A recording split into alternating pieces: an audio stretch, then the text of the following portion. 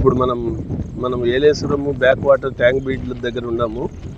పులి సంచారం రాత్రి 9 గంటలకు వచ్చిన దాని ప్రకారము మా టీమ్స్ అన్నీ కూడా దానికోసం గాలిస్తూ ఉన్నాయి. ప్రజలను, చుట్టుపక్కల ఉన్న గ్రామ ప్రజలందరినీ కూడా అప్రమత్తం చేస్తున్నాము.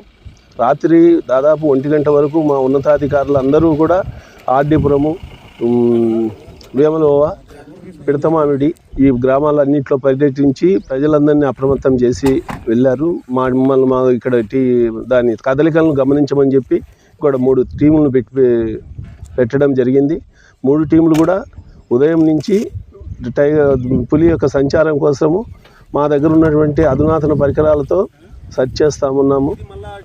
ప్రస్తుతానికి పులి ఆర్డీపురం వరకు వచ్చి మళ్ళీ రిటర్న్ ఫారెస్ట్లోకి వెళ్ళింది.